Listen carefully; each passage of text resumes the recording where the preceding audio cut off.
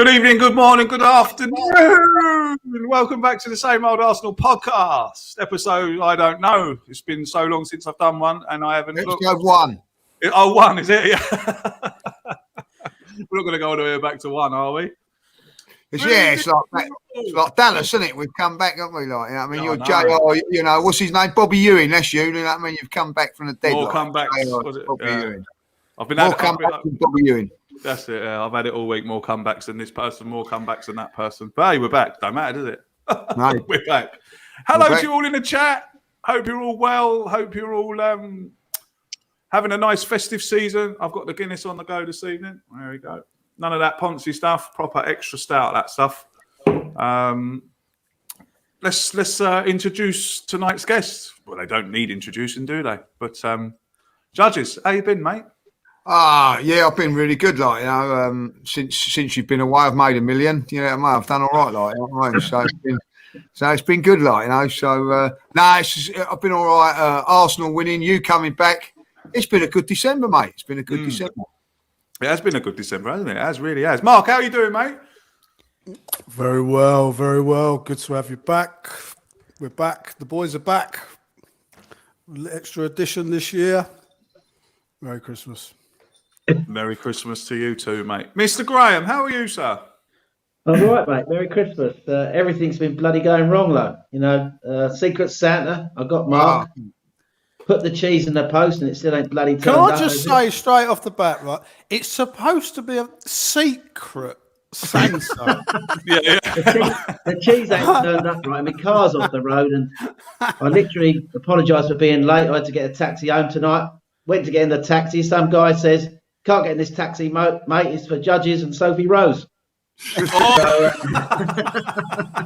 So I just it wasn't one of those taxis, Graham, was it?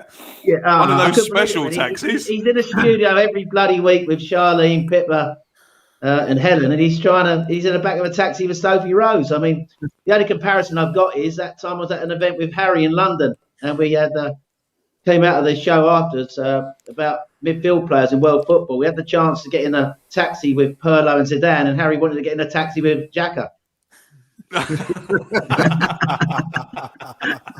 So it's great to be back, Craig. Love to see that smile on your face and back to the boys again. It's great to be back. Lovely to be back, mate. It's like we've never been gone. Dan, how are you, mate? How are you getting on? I'm very well, mate. I wouldn't want to jump in a taxi with Harry and Granit Xhaka. It only goes sideways and backwards.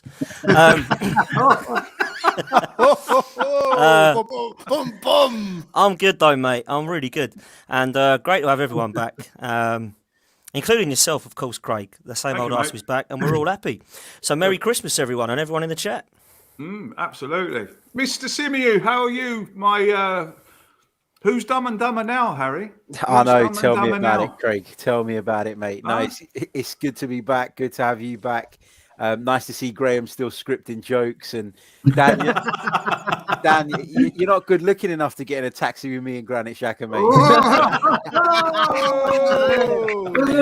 But, no, jokes aside. Out of which one are you, Harry? Out of you and Xhaka, which one's the rear end of the pantomime horse? Definitely him.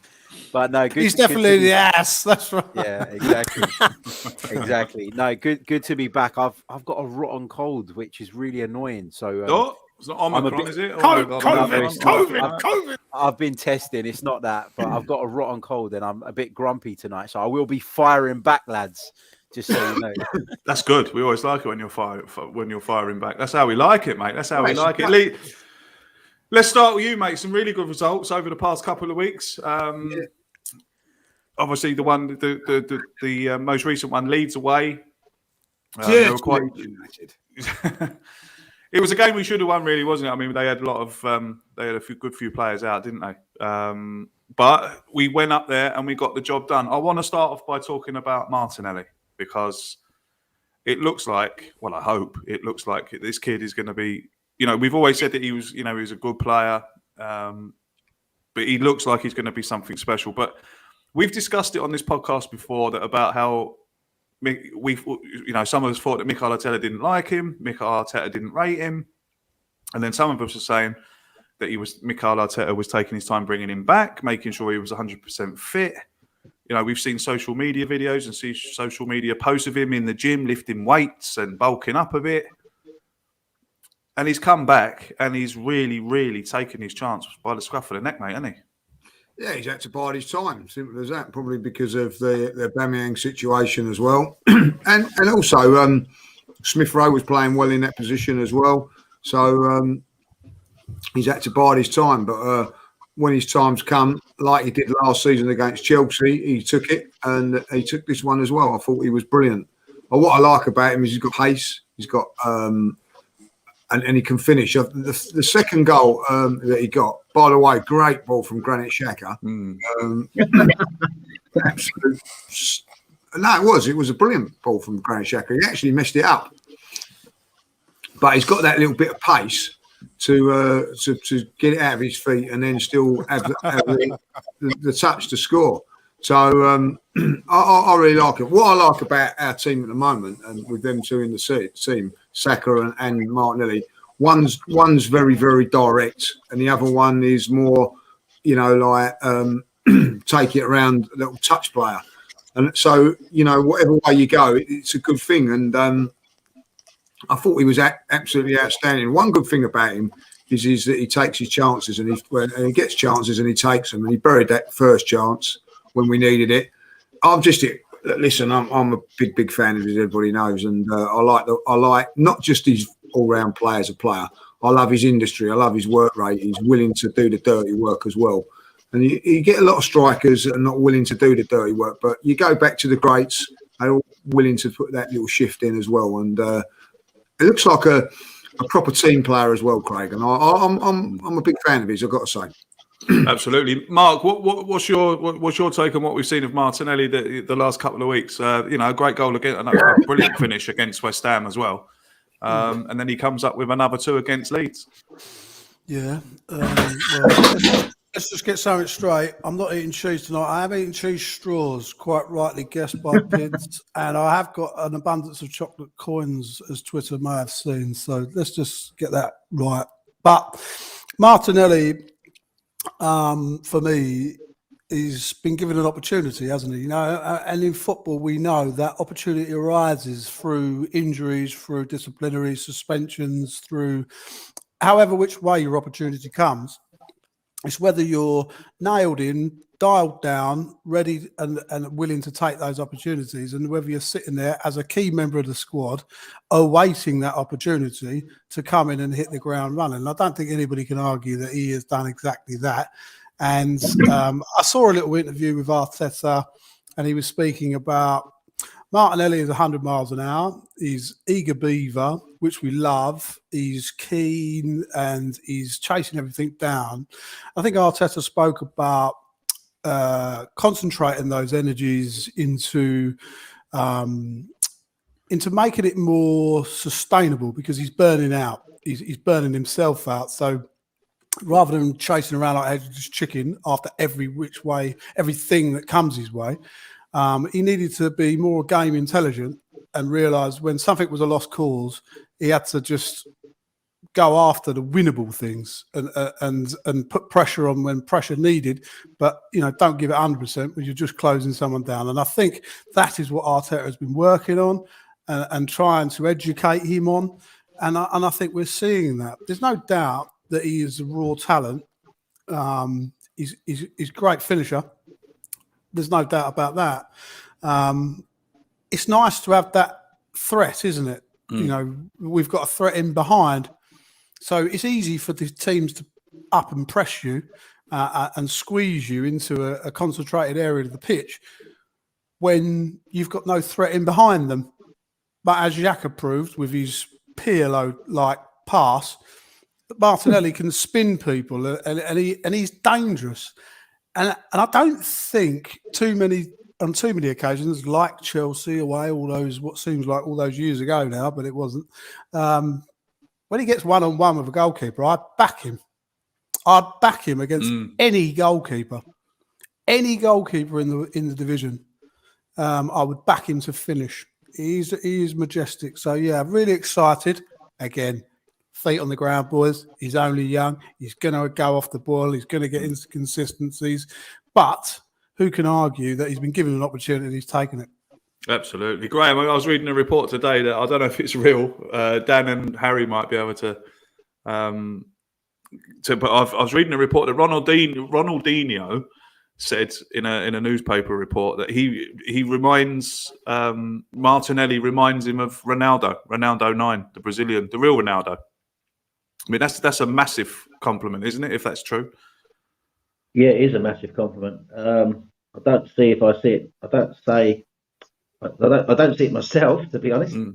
I've seen all the pictures on social media with the Ronaldo haircut on his head. Yeah. But look, whatever it is, it doesn't matter. That he's being compared to greats tells you everything about the way ex-players and people are looking at him already. You know, I think we always knew we had a quality player on our hands. And without getting too far carried away, because he's only just come back into the team, he's offering us something, a different dimension. And I think he's almost like playing the role in the team at the moment that I think that Arteta envisaged Aubameyang playing. You know, the way he's making these into-out runs. And I think that left-hand lane was, I think, the area that possibly Arteta saw for Aubameyang before he moved him to centre-forward early in the season. So I think what I love about him is that he's high intensity, energy, pressing. He's in their faces. The fans can relate to that. Since he's come into the team in these few games, he's scored goals and created goals from different parts of the pitch, showing his versatility. If you think back to the goal he scored against Newcastle, that was a run off their defender in behind, a run that we've been crying out for someone on that side, the right side, to make. So he played on the right side that day. In the game at Leeds on Saturday, he played on the left side and came in that side. He drifts inside to create goals. The pass for Odegaard against Man United springs to mind. So he can play in a number of positions. I don't think quite he's good enough yet to nail down the position. I've only got a few minutes left, Judge, don't worry. I don't think he's quite nailed down the central striking position yet. I hold the ball up, but I think he's offering us a different dimension. And so it's great that he's being complimented, and he's part of that fantastic four at the moment we're talking about. I mean, I'm pretty sure it was probably a troll comment, to be honest. Someone taking the piss, probably. But what was the comment? I didn't see it. The comment was that the comment that I read was that he said that he reminds him of a young Ronaldo, the number 9 Ronaldo, the way he wants to just carry the ball and the way he just wants to take on players and be on the ball. Whether he said that or not, I don't know. I read it somewhere. It was probably someone being sarcastic, but. I think he's going to be sensational. He's only 20 years old, Craig, isn't he? Yeah. He's going to be sensational. I'm pretty sure. Dan, when it comes to Martinelli, on previous shows, you were quite vocal about Arteta not liking him, Arteta not trusting him, this, that, and the other. Surely Mikel Arteta has got to take a little bit of credit for his form, no? Yeah, certainly. I mean, I was crying out for him for weeks and weeks and weeks, and now we've finally seen this kid playing. And I think that it's no coincidence that we're scoring goals now and looking a lot better going forward. It's not all down to Gabriel Martinelli. I actually think the other three need to take credit as well. And I'm talking about Odegaard, Saka, and Smith Rowe, because Martin Odegaard's a player that's definitely come into his own. The last few games, I've been proven wrong. I was a bit like, come on, I want to see more from you. You're doing a lot of nice stuff on the pitch and a lot of good football, but I need to see some goals and assists, and now he's providing that. And that's what I want to see is, when a fan questions someone, I want them to prove me wrong. And that's certainly what Martin Odegaard's done, and a few of the other signings I think that's come in. But as for Martinelli, a lot of people are comparing him, his finish against Newcastle and his finish against Southampton and West Ham, like Thierry Henry. And then Ronaldinho has apparently come out and said he reminds you of Ronaldo. I actually disagree. He reminds me a lot of Alexis Sanchez. That kind of tenacious attitude, that mentality, that never say die attitude. The fact that he's literally so confident on the football for me, is outstanding. I don't know what Judges is doing here. Is this a generation game or something? What's happening? Showing off his chocolates. I'd say that's. What is going on here? I'd say they're a sweetener for the next. I'd say they're a sweetener for the next taxi journey. I reckon. He's getting bored. He can't sit still and wait for everyone else to talk. And he has to stop. Fan mail. Yeah, he's not on his own show anymore, Dan. So he can drop the professionalism. That's what happens. He's eating the roses already. He's eating the roses already, isn't he? Yeah. Graham's on fire tonight. But as for Martinelli, I do think that the manager deserves credit for the last few games because he has given him his chance and he stuck with him, Craig, which is the big thing. Because sometimes we've seen, haven't we, the manager give Pepe a chance and then things don't go right for him and he gets subbed off. With Martinelli, he's taken his chance and credit to the manager for sticking with him. The last thing I'll say is I do believe personally that his ceiling is higher than Saka and Smith Rowe, and I've said that for a long time. I actually believe his end product is better than Saka. I think his work rate is as good if not better than Smith Rowe. I still believe he drives the ball forward like Emil Smith Rowe does, and if he continues and doesn't get injuries, touch wood, which I'm touching right now, I do think just like Smith Rowe came in last Christmas, Gabriel Martinelli can come in this Christmas and take us forward, and I'm really hoping he does that because I love seeing this kid play. Is he an Emery signing? Emery signing. Yeah. He was. Harry. He was an Emery signing, wasn't he? Yeah. Well, Emery wasn't signing anyone. That was the whole bloody problem. Nah, he's an Edu sign, isn't he? Come on. Yeah. Oh, an Edu. An Edu signing. Yeah, I suppose you could put it down to that. But Harry, I got involved in a little to and fro there on Twitter with you the other day. A fella saying that Arteta can't take no credit for Martinelli excelling at the moment, and I'll basically let you say what you said on Twitter because I thought it was very good. There is no way that you can't give even an inch of credit because we've all sat here before on different shows and that, and we want this, we want that, we want change, we want this player out, we want to see the youngsters, this, that, and the other. Now the youngsters are coming through. There's still people. They're coming through. They're great, but you can't give the manager any credit about it. Just tell us why Arteta does deserve a little bit of credit over Martinelli. Yeah, he definitely deserves credit with Martinelli because, as we've already kind of mentioned, there were a lot of Arsenal fans out there that were saying that the relationship between Martinelli and Arteta was broken and that Mikel Arteta was holding him back. In the summer, Gabriel Martinelli came out himself in an interview with ESPN Brazil and told everybody that he knew that his minutes were going to be limited last season because it was the plan that had been set out between him, his people, the medical staff at Arsenal around making sure that that serious injury that he picked up was not going to reoccur. There was a plan in place with regards to his recovery. Martinelli's always shown talent, right? But he's been a little bit rough around the edges tactically. For example, Mikel Arteta has spoken in the past about how he's not sure he can trust him on the left flank with Kieran Tierney. Do you remember he made that comment?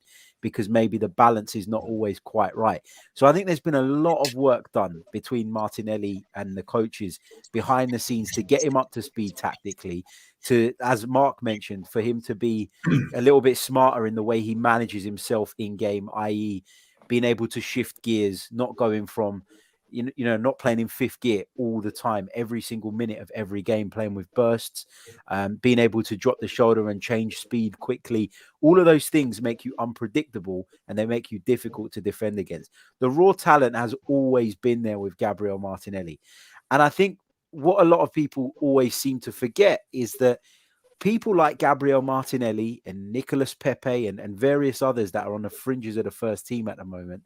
Well, Martinelli's in there now, but he has been on the fringes. If we had European football this season, that's 6 Europa League group games that all of those players would have definitely got to play. Maybe a couple of knockout ties as well. So these guys' game time has been limited because we're not in Europe more than anything else. So there aren't going to be as many chances. When they get them, they've got to take them. Martinelli is certainly doing that. But you cannot tell me that Martinelli doesn't look a more sophisticated footballer now, a more aware footballer of what's going on around him. People, will slag him off all the time. I said this to you guys on WhatsApp. The fact that Martinelli is able in this system to play as a left forward rather than a left winger makes all the difference, because we're not relying on him to come back and work and defend, because we've got that set up in the midfield when Granit Xhaka's in there alongside Partey, which is much more stable, and that creates that opportunity for Martinelli to be a bit more forward thinking and not worry too much about coming back and helping Kieran Tierney out. So the tactical setup around him is more suited to him now. It's more suited to his game, but also he's improved.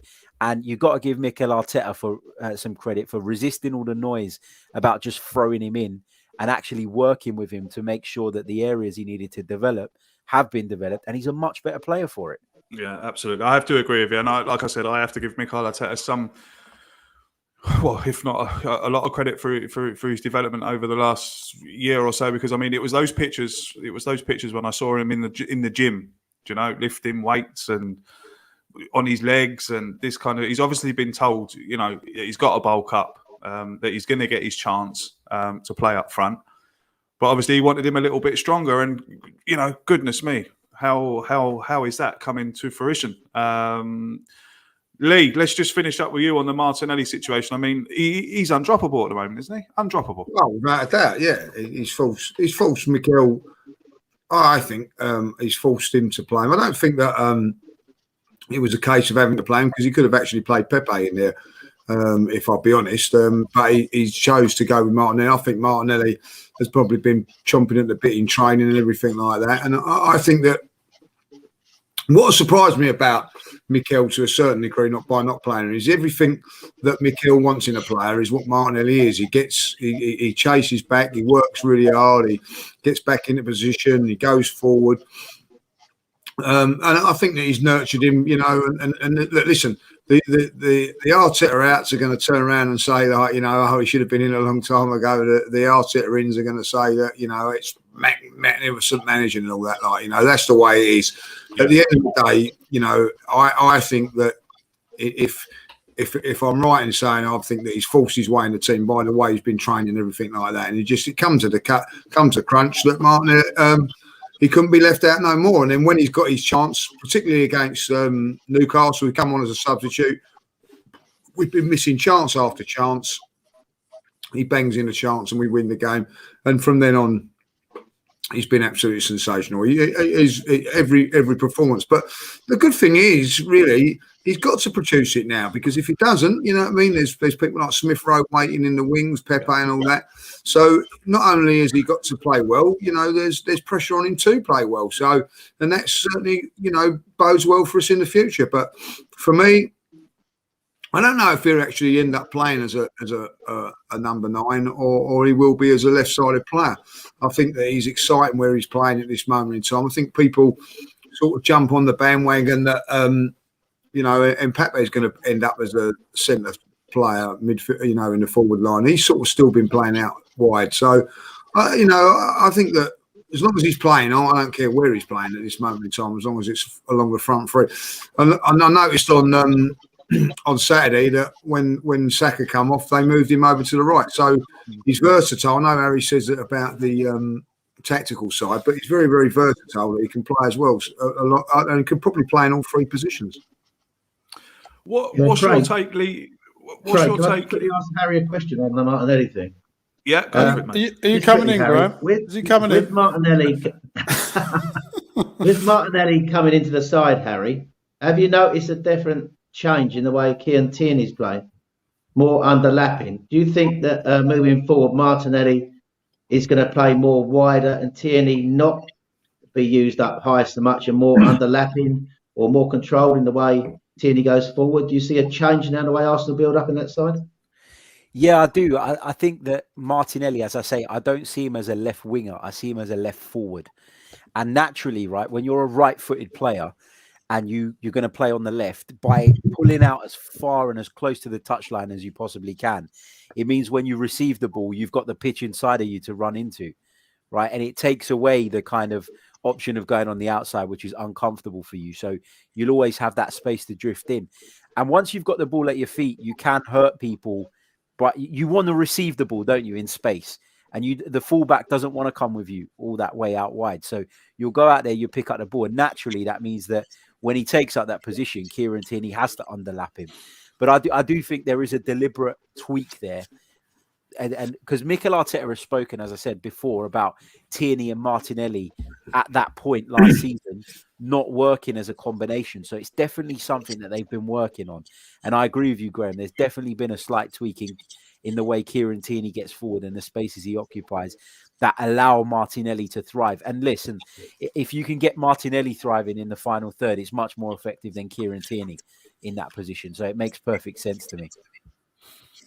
Mark, when he first came, everyone was talking about this trust the process business. I can't see any process. I can't see any process.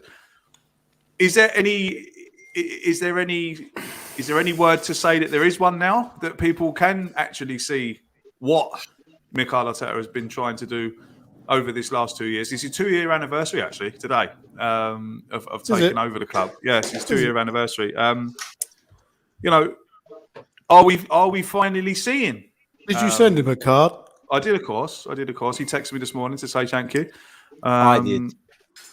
Yeah. I sent him a card. He said thank you, and he said, you know, fair play for me to sticking up for him on here. And he said, and he asked me to say hello to Harry as well. So, but no one else. I don't know why he didn't mention any of you lot, but me and Harry anyway. He said it's because we don't particularly like him.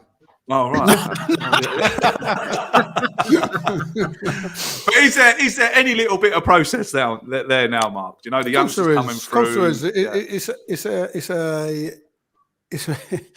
It's a mentality thing. It's a squad mentality thing. He's gotten rid of a load of overpaid, underachieving prima donnas who have been around, won World Cups, played at World Cups, earned 150 grand a week for doing absolutely sod all. Weren't worth it. Signed by a load of people who didn't know football, Americans, Gazides, who knew very little about football, still doesn't. And we're changing this bad culture, this bad squad. And that, as we've always said, is going to take time. And here we are, 2 years later, still weeding out the deadwood. I made a little note here. I'll give it to you now. I might as well while we're here, before I crack on with me eating and just sit back.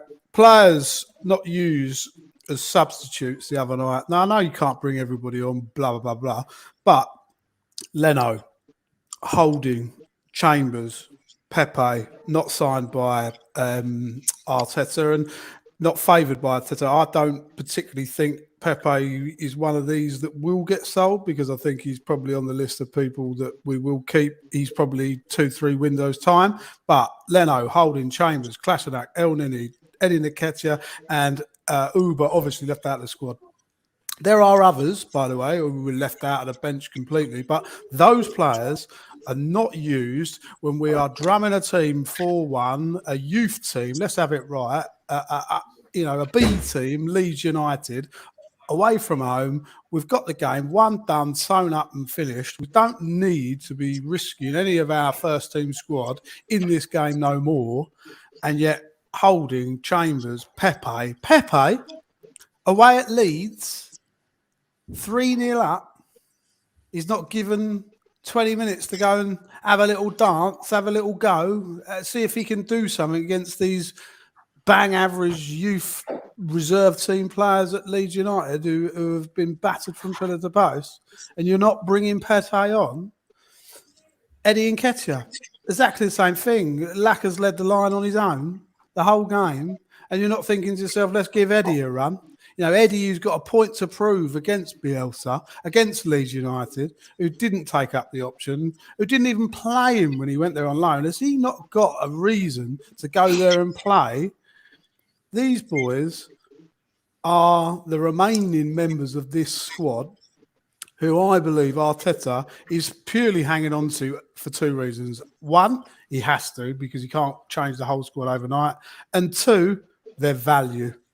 And they are worth something to him in the transfer market to replenish his squad.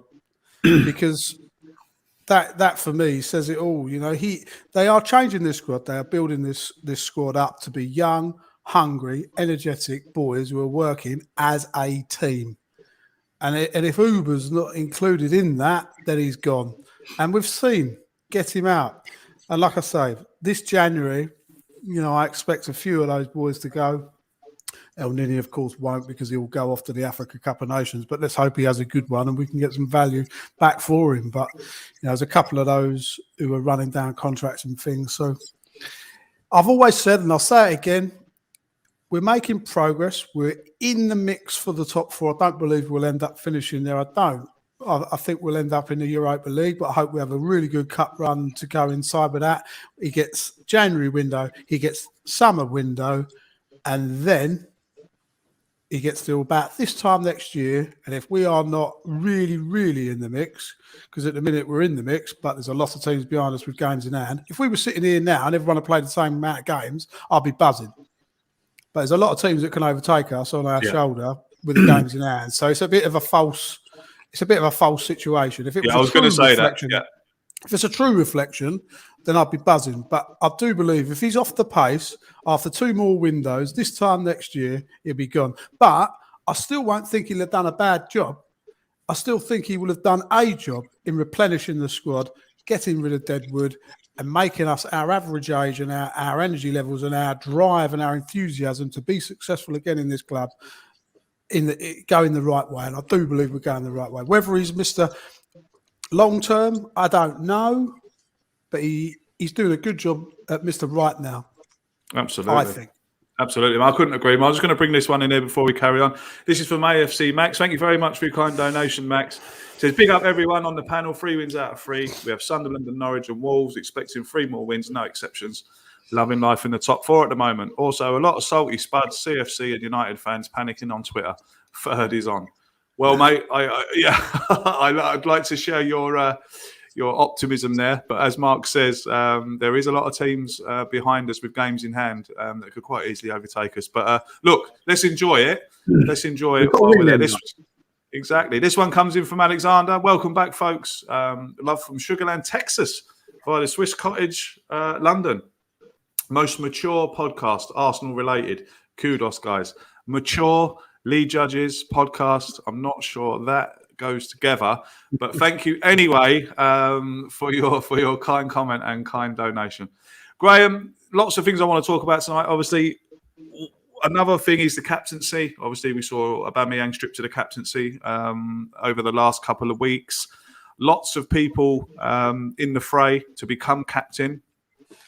Graham, if we were going to have this conversation a couple of years ago, we wouldn't be able to put our finger on one to take over the captaincy. But it seems this time there's kind of 3 or 4 people's names that are being thrown around.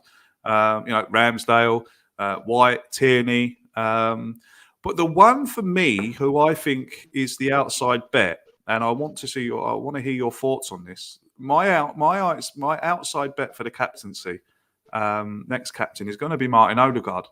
And I wanted to hear what you thought about that. I don't think it's an outside bet. I think it's more than likely it will be him. That's what I think. 2 reasons. One, he's already captain of Norway, so he's leading his national team. And secondly, I think that there's a lot of respect for him as a player in the group. And just like the way he carries himself, the way he talks. I think he's got all the characteristics that you need to be a captain. I think that Kieran Tierney is obviously another shout. I think the fact that he gets injured a lot probably counts against him.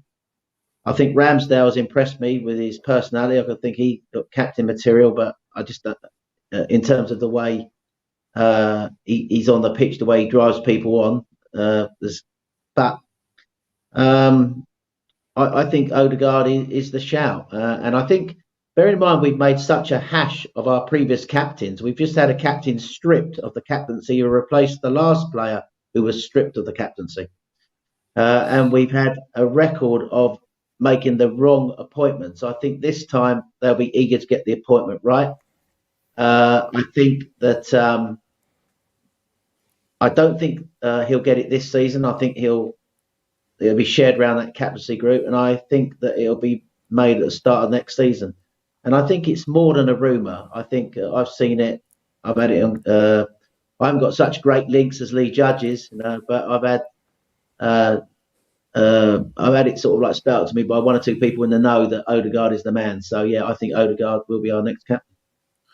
I want to stick with Dan and Harry on that topic as well. Dan, your choice for the, I think I'm right in saying that if we were having this conversation 2 years ago, like I said to Graham, we'd be saying who could be captain. But it's quite refreshing to think, it's quite refreshing to see that there could be, there's one of four that could be captain, if not more. Yeah, I don't think there's a natural leader though, Craig, out there. I don't think there's one that you can say, oh, he's got it, 100%. It's him. For me, Kieran Tierney, all day long, would have the armband. I'm going to disagree with Graham, which I don't normally always do. I don't see Odegaard on the pitch as a leader. I don't see him communicating. I don't see him talking. I don't see the kids coming up to him and asking him for stuff. At the moment, that is Lacazette, and I've got to give him credit, not just the way he's playing, but actually he's really taken that armband and been proud, in my opinion. He's really has stepped up, and the kids seem to be linking up with him. They seem to go to him. When you hear stuff in the media, you hear that the players absolutely love Lacazette, and they come up to him, and he's really helped them. I don't see that with Martin Odegaard personally, and I've not seen enough on the pitch for me to go, wow, he's just the pure natural leader. I would say that Gabriel and Kieran Tierney have probably done more, in my opinion, in terms of their communication on the pitch. And I don't know how true it is about Martin Odegaard and the fact that he's going to get the captaincy. I'll go with Graham on that if that's what he's heard, but I've not heard that. And if that's the truth, then so be it. It must be that he's doing something special in the dressing room, as he is clearly doing for Norway because he's the captain there. But for me, I would go with Kieran Tierney. I think for me, there's a lot of people saying, I'll give it to Ramsdale, give it to Ben White. Again, I see them doing well on the pitch, but I personally feel like I've seen enough communication from them. So I think Ramsdale, the burden would be too much on it. I just let Ramsdale just continue in goal. He's been magnificent. Just let him continue in goal and don't worry about him having the captain's armband. When we get a situation of who do you think deserves it, I believe Kieran Tierney epitomises everything Arsenal need right now in terms of leadership, mentality, professionalism, and I know for a fact that he would not be playing up like our last few captains have been, Granit Xhaka, Aubameyang, Gallas, and some of the others, let's be honest, some of the others, Koscielny, wow. Oh my God. Just rip the shirt off and put a Bordeaux shirt on. Like, oh, cheers, ex-captain, There's only really Mertesacker that can hold his head up high because Arteta and Vermaelen were on the bench for most of their bloody time. They're lifting the FA Cups like this. They haven't played, but cheers, way. Yeah. I just thought, come on, let's get someone who actually deserves to be a captain here. And for me, I give it to Kieran Tierney, and I'll be really proud to see that because he's my favourite player and I love him. So, but you're right, Craig, there's a few people up for it. It helps for Mertesacker that he can hold his head up high when he's about 6'8". Then Graham, you're on fire tonight, mate. He's on fire tonight. He's on fire. Harry, did he apologise for that? He did, didn't he? Did he apologise for that? I think he did. I think he said, I don't know, did he directly apologise? I think he said. I think he did, but ridiculous. Sorry if he offended anyone. Never warmed to him after that. No, he didn't offend me. I couldn't give a shit. To be quite honest, I was quite glad to see the back of him. He was good. But then, as it was coming to the end, it was like, just go. I don't care whose shirt you've got on, mate. Just go. Harry, the captaincy. Martin Odegaard would be my first choice. Dan says Kieran Tierney. Graham's looking at. Graham is he still playing? Would go for Odegaard. Who's still playing? Koscielny. Is he still playing football though? Yeah. Yep. Thank you, Harry. Just wondered. Right. Thank you, Harry.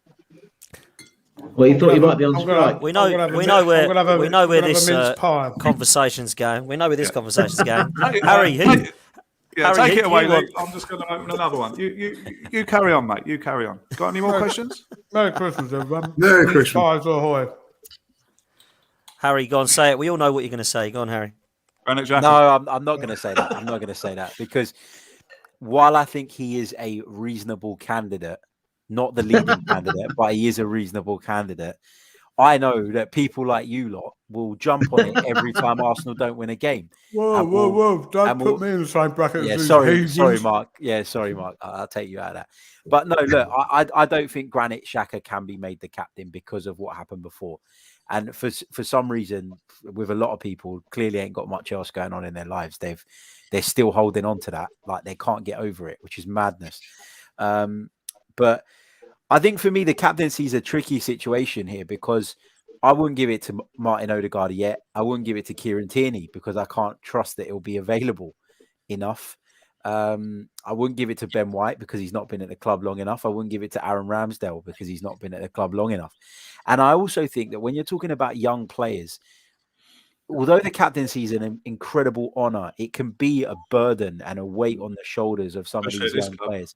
Yeah, you know, the pressure that comes with it is massive. And, you know, if you think back to the last kind of young captain that we appointed, it was Cesc Fabregas.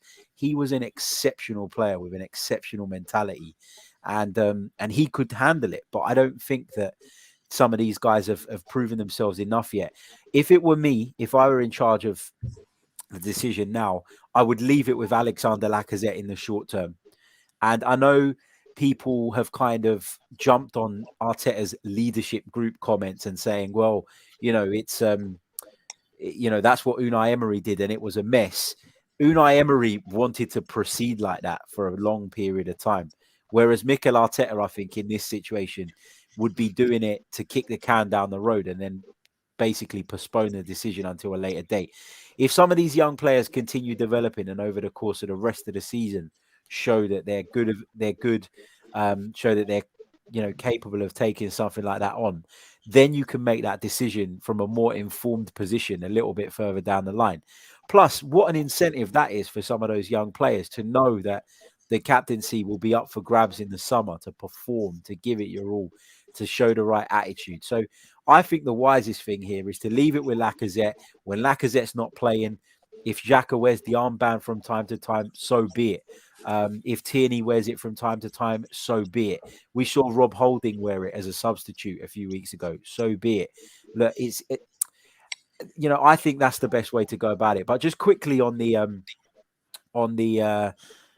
what was it, Martin Odegaard thing. I think Martin Odegaard is a leader on the pitch. I think if you watch him really, really closely, when he's pressing, for example, he is always urging his teammates to get up alongside him and join him. He is a lot more vocal, I think, than people give him credit. And I didn't really notice how vocal he was until the game against West Ham last Wednesday. Yeah. I went and sat in a different seat, which was right behind the dugout, and I had a really sort of different view to what I normally have. And I really noticed that from Odegaard in that first half when we were pinning West Ham back in their own half. He was at the forefront of that. So I think we've moved on from the days of a captain has to be the guy that shouts the most and that beats his chest and is the hard man. It's great to have that, but I think football's changed a little bit. And I think what managers look for now is someone who's a more of a model professional, you know, someone who leads by example, someone who shows all the right behaviors, etc.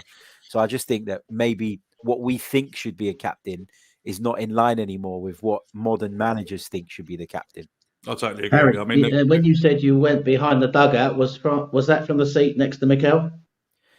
Just behind him. He said I could sit next to him, but he changed his mind at the last minute. That geezer with the AirPods wanted to sit there. Just pull you up on one thing, Harry. Tony Adams was captain of Arsenal, really young captain of Arsenal. So it can be given to a young player, can't it? But just to pin you down then, who would you give it to next season? I mean, I think that's a fair comment to give it to the leadership group to the end of the year. And I know we can sit and wait, but if just give us some insight, who do you think you would want to give it to at the moment? Next season. This is the difficult thing because there are a few candidates, like you've mentioned. If Kieran Tierney proves he can stay fit, he's definitely in that group. For me, Martin Odegaard is in that group. I think Gabriel, my only reservation with Gabriel is the language barrier. That's a bit of an issue for me. So, yeah, I think there's a few players, but this is exactly why I'm saying to leave it till the end of the season, because I think you're going to learn a lot about these players between now and the end of the season. Can we maintain a European challenge? Can we get over the line, whether that be finishing in the top 6 or even if we have a great season and finish in the top 4? can we go far in the cups? I think we're going to learn so much about this young group that developing all the time, that my massive fear is pulling the trigger too early on giving the captaincy to someone, and then 18 months down the line we're in the same position where we're stripping a third captain of the armband. I don't want to be in that situation, so that's where the cautiousness comes from. Leo, come back to you, mate. It's been brought up in the chat, and it's something I want to come. I want to hear all your thoughts on. Is there any way back for Aubameyang, Lee, into this team? Because I think there is, and I would like to have him back in the team without that pressure or the burden of being the captain as well. I just want to see Aubameyang back in this team doing what he does best, and that's scoring goals. Yeah, I think there's a definite way back from in the team. Not at the moment, though. I think that he's not. We wouldn't get in at the moment. I think the best he could hope for is a substitute appearance. He's not going to get on that left-hand side, and I'm going to say it now. With Lacazette playing as that sort of number 9, he does a good job of it. His hold-up play is more secure than Aubameyang's, and that's what we need. And that's why when you put it into his feet, we can build and break off of that. It breaks down too much on Aubameyang. So I would see that there's a chance for him on the left-hand side. Of course, you never say never. I do think that he's coming to the end of his Arsenal career, if I'll be honest. But at this moment in time, the January transfer window isn't till January. We've still got a few games and busy ones over this week when we've got some games.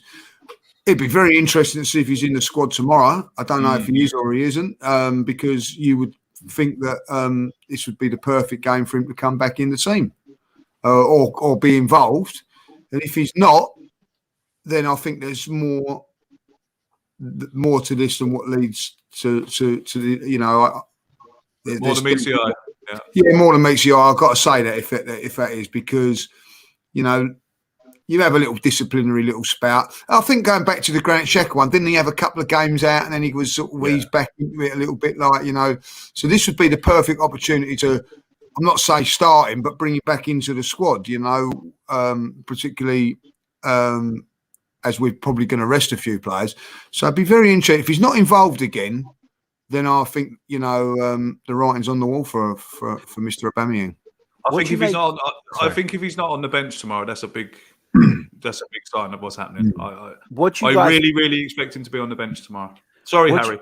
What do you guys make of those reports today that Josh Kroenke's had a big role in the disciplinary action?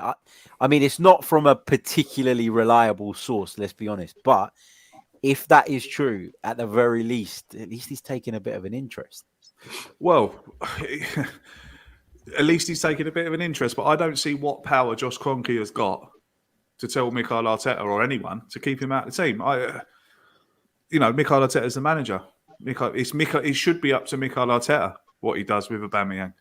I would be disappointed if it came out that he has left him out because of Josh Kroenke, because I was kind of pleased with the fact that he was taking a stand on the player. There's more to this, isn't there? I think so, Dan. Yeah. I think so. We've all sat here for the last 2 or 3 years saying, "Oh, ruthless. We need ruthless. We need someone to come in and put a rocket up their asses." Now it's happening. Like Harry says, we're looking at other options of where that's come from. I don't see how Josh Kroenke could say anything and have any input over what Arteta does. And he could have backed it, though, couldn't he, Craig? He could have been really kind of clear about supporting Arteta on it to kind of make it seem like a more. That's a very good point. That's a very good point. I suppose we'll find out, won't we? We'll find out in 6 months' time on Amazon. The other thing is as well, just a couple of points quickly on Amazon, the club. So I've spoken to someone who was working on the Tottenham All or Nothing, and the club have full editorial control. Ooh. So the club, when the Tottenham one was done, could choose what was in and what was out. So bear that in mind when you watch it, that it's probably the case that Arsenal have done the same. They won't have I'm that. actually, Yeah. I can actually sit here and tell you now, I'm not going to watch it. I'm not going to watch it because I don't want to know what happens. I don't want to know what happens inside. I've been watching Arsenal now since the age of 8, Liar. 9, 10. I don't believe you. No, I'm not watching it, mate. Honestly, I'm not going to watch it. I'm not interested. I'm not The other interested. thing, All Craig- I'm interested in is watching them play football. Graham's that interested. He's just had He's enough gone. of it. No, Yeah. just quickly, guys. He's Just gone. quickly, He's gone the to other see thing- where my fucking present is. That's where he's gone. He's probably sent it to It's under himself. the There's a stairs. knock at the It's door under there the now. He's got a delivery. Yeah, he's got the recipient and the delivery guy address wrong way. Hasn't he? The other I've thing, got guys, as to well. say this, really, guys. Got to say this. It's Mark's idea, and he ain't got a present. Let's not go on about it. Anyone would think I felt bad. Bastards. So I'm mute then. I don't know if I had the mute button down quick enough.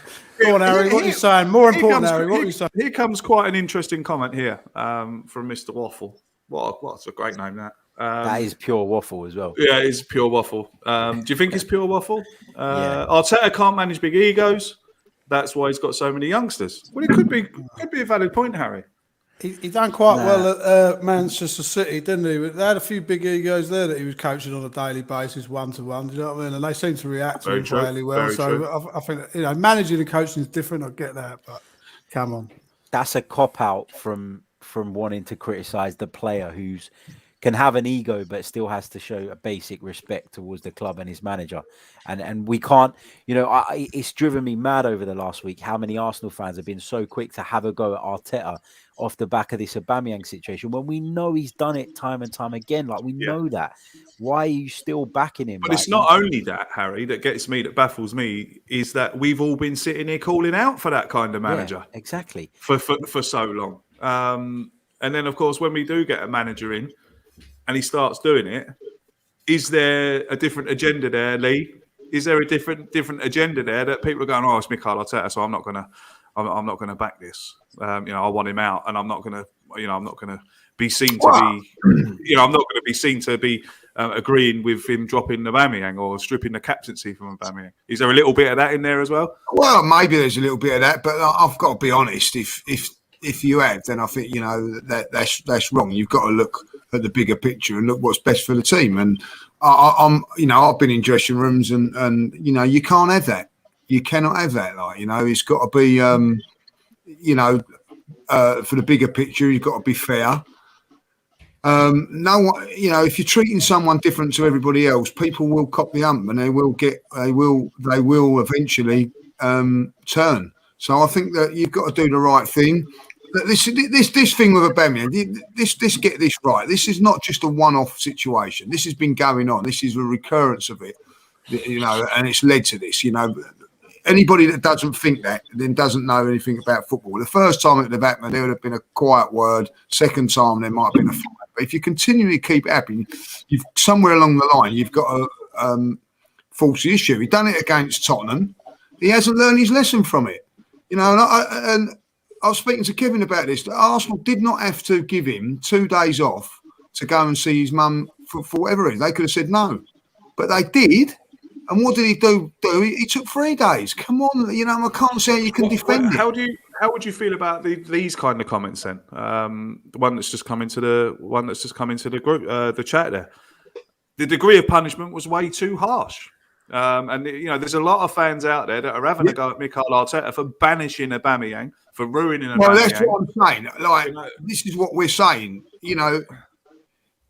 There's something more to it, because if it or something, he'd be back in there after that, putting him back in for this game on Tuesday night, and we move on. If he's not involved again, there's something more sinister to it. You can't keep banishing someone for being late. You know what I mean? Like, at the end of the day, so something more has gone on. Now, I've heard rumours that other things have gone on. I'm pretty sure everybody else has, and whatever. So, I don't know. But, I think that, for instance, if he has turned up a few times and he's late and he took it like a man and whatever, there's no way he should be banished from the team like he has been in the last couple of games. But Mikel has got previous on this, manage it properly. So I don't know. No one knows what's gone on. But ultimately, I think, and I really do, if he's not going to be involved this game and he's been banished over the Christmas period when you're going to need players, especially with this COVID situation going about as well, then there's more to it than meets the eye, 100%. That COVID point, Lee, is massive because I'm wondering, and I've been thinking this the last couple of days, is the fact that he went abroad and didn't follow the COVID protocols, i.e. do the right testing, has that coincided with Arsenal finding COVID cases within the club? And that's why they've taken this breach so seriously. Great point. Because Pablo Mari, we know, has got COVID. We know Lokonga's got COVID. And Arteta said before the game against Leeds that we've had problems with staff members for a little while now. Arsenal have kept that under wraps. But if at that point they were dealing with COVID cases, realizing that the situation was getting worse and trying to be more protective of the group, and then Aubameyang comes back, and not only is he taken the mick for the fourth, fifth time, he's not followed the protocols as well, and that's added to the severity of the incident. I think that's a I think the thing is we're still guessing, aren't we? We're still guessing about what it is, so it's hard to have an opinion on is there a way back for Aubameyang. Well, I still don't really know what he's done. Apparently, he's turned up for training late again. If that's the case, he's been disciplined. There is a way back for him because we've seen it with Granit Xhaka that, you know, a couple of games, you have your punishment, and then you come back into the setup. But I think there's something more to this because he's training alone, there's rumours of. There's rumours that there's a lot more to it than just being late. And, you know, being late to a North London derby and now being late to this, enough's enough. He's out the squad and that's it. He's not got a future. I don't really know what's happened here, Craig, but for the Josh Kroenke rumour to come out, it sounds a bit bizarre. The COVID case is a great shout from Harry and Lee. I think that there could be that potential as well. And I just don't really know what it is that he's done, or it must be a culmination of things, I imagine, that what's happened. To answer that question, does he have a future at Arsenal? It's really, really hard because I have no idea what it is that he's done that's so bad, apart from mistraining. There's rumours of tattoos, there's rumours of going to see his mum, there's rumours that he's brought COVID back into the base. All these rumours come out. I don't know what to believe, and until it comes out, I don't think it's very transparent at the moment. As for Mikel Arteta dealing with it, I actually big him up for it because, you know, everyone knows I've questioned some things that he's done, but actually I think he's done the right thing. If there is needed to be a discipline for a player, then he's definitely done the right thing by disciplining him for unprofessional behaviour. And if he's supposed to be leading by example as our captain, that is not leading by example, so he definitely needs to be punished. And as for managing big egos, I don't know if he manages them. I think the way he manages them is he gets rid of them or he abandons them from the team. Matteo Guendouzi, goodbye. He doesn't want to manage them. He just says goodbye. You don't fit into my plans. So, and if that's the case because Guendouzi, if you think Guendouzi got told to go on loan because he grabbed Mopai by the throat, then you're wrong because there must have been more to it than that. So we need to be understanding what it is that's happening there personally before we start to say, oh yeah, definitely this happened. I don't think we all know what's been going on 100%. So it's hard to judge. I'll come to Graham and Lee with this next question. Graham, I'll start with you. Is there any indication that dropping Aubameyang has been the right choice? Well, clearly it has, you know, whether it was the right choice or not. So why has it been the right choice? It hasn't been missed. I mean, that's the point. It's been 2 games. It's been 2 games. You know, can we judge the 2 games? You know, have they played exceptionally better without him? Do you think that the players have got behind the manager more after dropping him? You know, what is it? I'm struggling to concentrate with Mark in the background there. Very unprofessional, Graham, I must say. Very unprofessional. Well, in answer to your question, since Aubameyang's been out of the team, we haven't missed him, have we? Because the team has been getting results. The players have clearly played for the manager on the pitch. So you would say that they are backing the manager. I think the team's evolving away from Aubameyang, Craig. And that's the fact. The team is evolving away from Aubameyang in the way it's playing. And I think his biggest problem now is not Arteta. His biggest problem is Martinelli. As simple as that. And I think that, is there a way back for him? There is, but time's running out, isn't it? On his contract, he's getting older. So, and he'll be going to AFCON shortly. And then if the team starts putting in great performances and those players keep getting better, the route back into the team becomes harder. And with less fixtures, as we've talked about on the pod tonight, there's less chance for him to play. So, in answer to your question, I don't think we've missed him, have we? As simple as that. And I think the players have been united on the pitch, and the results prove it. Mark, what about you, mate? Any, a lot of people saying, "Oh, we'll see a bounce." Not a bounce.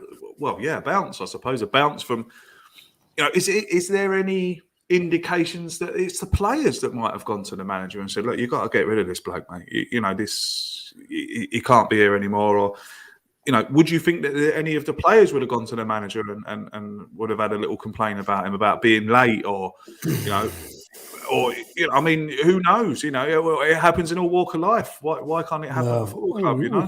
We could sit here all night speculating. Maybe they have. Maybe they ain't. Maybe they should. They probably should. If he's done the wrong thing, he's been punished, and which way around it is, whatever it is he's done, it's a thing, isn't it? And can he come back? Yes, absolutely. If he gets his nut down, starts grafting hard and gets back to what he gets paid money to do, which is to score goals, then we will love him again. And I think he's a player who needs to be loved. But do I think he's lost half a yard and his frustrations are starting to show? Do I think he's in a team which doesn't operate to his strengths and doesn't play to him? He is not the main man in our team no more. So, and I think, Father Time catches up with all of us. So these are the things. I don't know. What do you think, Rudolph? What does he think? I see. Honestly, he's took the most sense out of any of you all night. All you've been doing is waffling on. We haven't even talked about Leeds yet. What time is this podcast finishing up? We haven't even talked about how good Rafinha is, by the way. Can we get him in January? That's what I want to know. Rafinha? Yeah, I quite like him. I don't think we need him, do we? I don't think we need him. Can we get the boy Calvin Phillips and Rafinha? That's what I'd like to see. Send Calvin Pepe in. No, thanks. Send the Pepe on that the other way. And yeah. Not for me. Calvin Phillips, not for what, me. Rudolph's Rafinha? not for you? Rudolph's not for you? Or? No. Rafinha? You should have come in a furry green outfit tonight, Craig. It's actually quite good. Grinch reincarnated you are, son. Be in the controller, you can just go dink. Like that. Harry, anyway, back for Monsieur Aubameyang into this team, and would you like to see him back in this team? Squad team. We're still talking about Aubameyang. I think with Aubameyang, look, we're speculating, but I do feel like more's gone on than we know. Perhaps it was his reaction to being disciplined that's led to him being sort of banished, essentially. Is there a way back for him as a footballer? I think Graham's right. I think we've tactically evolved away from him, but I also don't think we've got enough riches in terms of strikers to be able to say, "I'll just forget you and kick you to the side," because he still has something to offer as a player. So I think if I were the manager, I'd leave the door open to him. But the question is now, has what's gone on put him in a place where he doesn't want to back down and doesn't want to reintegrate himself, in which case then you've got to try and move him on. So I think the ball's in the players' court. I think the manager has done what he should do in disciplining him. He's also handled it very well with the media, in the sense that he's made it clear that there was an issue, which is, I think, in Mikel Arteta's position where you're under pressure all the time, I think you need to do that. I think you need to shine the light on the people that are not pulling their weight when we're trying to move through a difficult period. So I think he's right to shine the light on him, but he's also been right not to give too much detail. And the fact that he's not giving too much detail means that there is a way back, and he has left the door open. Mentioned it yourself, Jacques has come back from the cold and been better, I think, than he was prior to that. So there's no reason why Aubameyang can't do that. But the key is, does he want to? And that's what we're going to find out. Absolutely. I know you've all got Chris Quindle presents to get on with, and we've had Nigel. I've got Nigel backstage patiently waiting to come on. So, lads, it's been an absolute pleasure again to be sitting here talking to you about Arsenal and sharing the YouTube stage with you. Thank you very much for joining me this evening. Thank you very much for sticking by me through all the shenanigans that have been going on the last 6 months. We're back. Just to let the viewers know that if I ever fall off the wagon again, there is a plan B. So if I go missing, Mr. Potts just takes over, and whatever happens. And Dan's going to carry it on. Me and Dan have had a chat, and Dan's going to Dan's going to carry it on. So thank you very much for all the support. I was expecting much more. I was expecting much more of a hard time, to be honest, about coming back. But everyone's been so good. I'd just like to thank Lee as well for having me on Lee Judges TV last week. Talking about mental health and talking about why I was out and what happened, and this, that, and the other. The response to that video has been absolutely amazing. Really, really humbling. Reading through some of the comments, so thank you very much indeed for that. Just before we go, I'd like to wish everyone a very Merry Christmas. Hope you have a lovely day with your families and stuff like that. Stay safe, take care of yourselves and each other, and all that. Can we get a quick score prediction for tomorrow night, please, Mr. Lee? 3-0. 3-0 to the Arsenal. Mark? 2-0. 2-0 to the Arsenal. Graham? 3-1. 3-1 to the Arsenal. Dan? I'm with Judges 3-0. 3-0. Harry? 2-0. I'm going Arsenal 5, Sunderland 0. Oh, Craig, love you. 5-0. 5-0. I'm gone. I'm handing over to Dan, and he will do the Christmas presents. So until we see you again, I suppose it will be over the New Year. It will be over Christmas sometime, lads, if we're all up for it. About the festive fixtures, we'll be back, will we? Yeah, why not? Don't all Why sound too not? don't all look too enthusiastic. See you later. Take care of yourselves and each other. I'm gone, and I am going to add Nigel in. Merry Christmas to you all. Merry Christmas. Merry Christmas. Merry Christmas. Right, how do I take myself out? Oh yeah, there we go. Where's Nigel? Here he is. I'm here. He's in. I'm here, Dan. Woohoo! You have your Christmas present first, Mark, yeah? This is my new Christmas jumper. Oh, yeah. Oh, very You know, nice, this mate. jumper. For those in the chat who asked earlier, Lovely, Oh, there lovely, you go. lovely. I got that in Tesco's. Oh, right, great. Little plug there for Tesco. Nigel's If anyone obviously on gets the that- payroll. Yeah, I bought it a couple of weeks ago when I was up at my sister's. Oh, there you go. Anyone get down to Tesco's, get yourself a lovely Only Fools and Horses Christmas jumper. Right, because I'm in control, it means I can decide who goes first. Lee Judges, Shall I go let's first, start Dan? with you. Yeah. Well, I've got two, look. So, Bloody hell, who's got him too? Jesus I Christ. don't know. Well, it's a secret, isn't it? So I'm going to open this one for you. Oh, we'll all have to guess afterwards. I bet I know who You're Graham supposed got. to stay a secret. We'll have a guess, yeah. We'll have a guess. You can have a guess, supposed can't to you? You can have a You're not guess. supposed to reveal Mark- who's got what. Mark, who do you reckon got you? I've got something, I don't know what it is. It's a box of some sort. I Box of think tricks, it I was- reckon. A very good friend of ours got mine, and he's mortified. You can tell. Listen, Royal Mail are under the cosh because of Bojo sending out all these vaccination things. So I'm amazed that 5 out of 6 got there. I have to say. Yeah, I'm going to get back through the boxes. It'll end up being a teacup. While Judges is doing that, in defence of Graham, my missus has been sending out stuff for her business with Royal Mail, and it's been taking flipping ages. Well, So there is a bit of a back. we got it a lot earlier then, shouldn't you? Well, I did mine first. I was the first one who did You haven't theirs. did yet. Lee, I hope life goes as smooth as your head.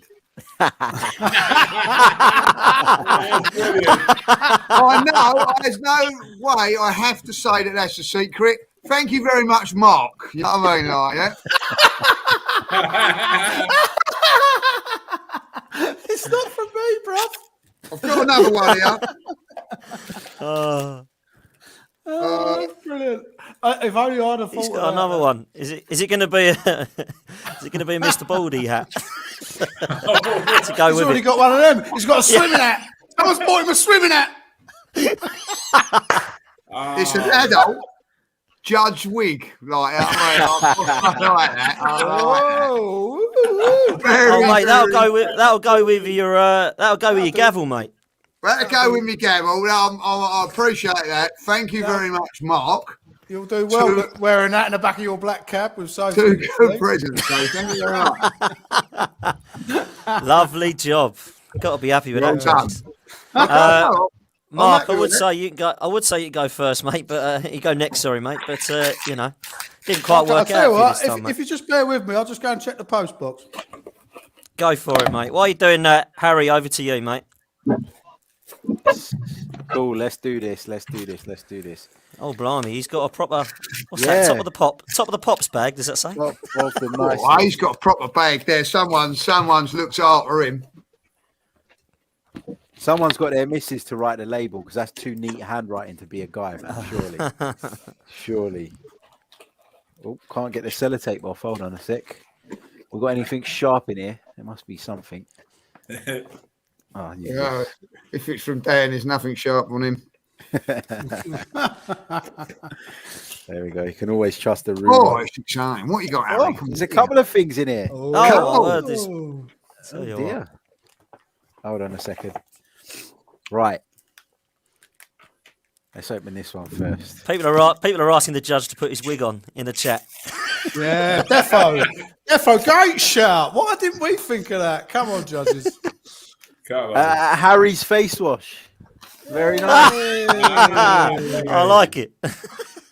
I do wash my face, by the way, but yeah, great. Thanks. You ain't got a lot of face to wash, Harry. It's all being there, man. Yeah, it's true, man. It's I'll true. pitch in the chat. Oh, the judge has got it on. Look. I'll tell you what, that suits him, doesn't it?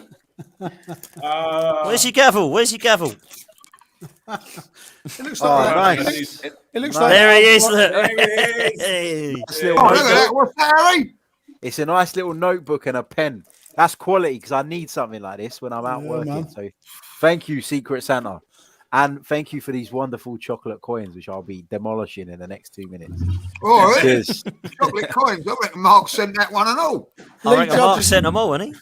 Lee Judge has just turned into Lily Savage. Look. Quality. Tell you Cheers, what, guys. Love it. Oh, Harry, that's decent, man. That's well, decent. look at that. I love it. Yeah, you know it.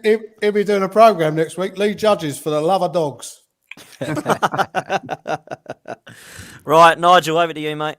Okay, mate. Right. Right.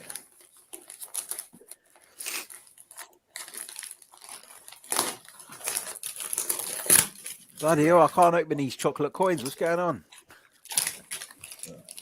Ah, well, Mark's sellotaped him. I've got a hair in it. Look. Oh, there we go. Excellent. What you got, Nigel? That's for when you Right, get your just spray tan, got Lee. it out of the bubble wrap. Yeah, I'm just unwrapping it now. What is this? Come on, Nigel. You ain't got all day. Corey, you want to see what we do here at our house? Check that in the comments. Judge looks like Dame Edna. I've got a 20 years of Talk Sport book. Oh, nice, man. Oh, nice, mate.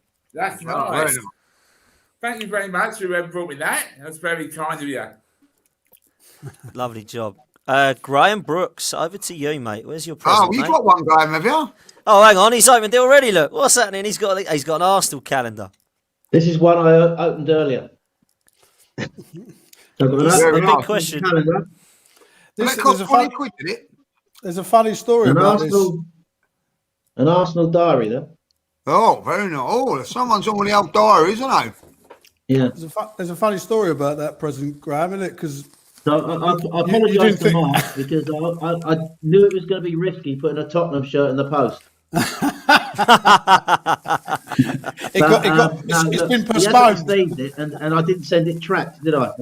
So I'm going to track something to you tomorrow, Mark. It's not going to be a secret now, but you'll get something. I promise you by Christmas. Listen, no, you're right, man. These things happen, Graham. Graham didn't think he had a gift either, so there was the pair of us thinking we didn't have a gift, and then Graham said, I sent him his Secret Santa sent me a picture of proof that the parcel had arrived, and Graham said, "Hang on a minute, that's my house." And you found it, didn't you, Graham? Yeah, my son opened it 2 weeks ago.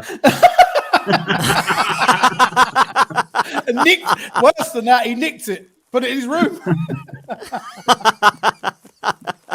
Excellent stuff. Right, just leaves me then, which is just a load of bubble wrap at the moment. Oops. It's a size Oh, Arteta. Tell you what, I do like me pints. What? Oi. Look at that. Yeah. Oh. That's a hell of a pint glass as well, I'll tell you that. That's more than a lovely. pint, I think. Is it a true Yeah, pint though? I reckon. I tell you what, it ain't, judges. A half pint. I tell you that. Yeah, Wow. definitely not being slim by me. Too big for you. Definitely judges. Definitely 8 Lees. There we go, guys. Mark's got a bottle of Bud. Thanks, Graham, for getting him one of them. Cheers, Graham. Listen, you guys give me a gift every Monday. I get to speak to you. Oh, thank you for absolute pleasure. I have absolutely no control over this, so Craig is going to have to stop the stream. But it's been good fun, boys. Huge Merry Christmas. And the good news is the football is, we believe, continuing. Because I had a real nasty feeling that it was going to be either behind closed doors or it was going to have a couple of breaks for a couple of weeks. So it looks at the moment like that's not the case. Harry, have you heard anything different, or is that the case? The Premier League is going to continue as they can. Basically, as long as they can go, they're going to keep going. The intention is to play What all about the the games. fans, Harry? The fans thing, I think. Well, I've read some stuff today that from the 27th, There'll be limited numbers at least. yeah, we're going to go back into stage 2. Apparently, that's what a couple of the big newspapers are reporting this evening. Yeah, But it might, and it's Government inevitable. depending, isn't It's inevitable, isn't it? Let's Yeah. have it right. January's going to be tough, but come on, guys. Last winter we can do this. Government depending, whatever they come out with, I think will happen. I think I think they'll be reduced or. What would you guys prefer, though? Would you prefer there to be like fans reduced or no fans, or would you just prefer to stop for a couple of weeks and then go back to normal? Because I just I love it to be stopped, but they can't stop it, can they? You can't stop. We got the Winter World Cup. They can't stop it. There's no time. There's no time. It's a relentless machine, isn't it? I don't know what you think. It's relentless. Yeah. And also, as well, if this happened at any other period in the year, if it was September and you wanted to take a 2-week break, you've only got to rearrange 2 fixtures. But because it's Christmas, you've got to rearrange 4 or 5 fixtures for each team. It just becomes a nightmare. And they've scrapped 3rd and 4th round replays as well. Yeah. Yeah. well, Tells you we shall see. they're staying on the horizon, aren't they? Like, you know what I mean? So Unless you're I Tottenham, wouldn't they be just fall surprised through. that they scrapped just have the one semi-final, one leg semi-final like they did last year in the League Cup. It wouldn't surprise me if they would decide that as well. Yeah. Yeah, well, we shall see in the near future.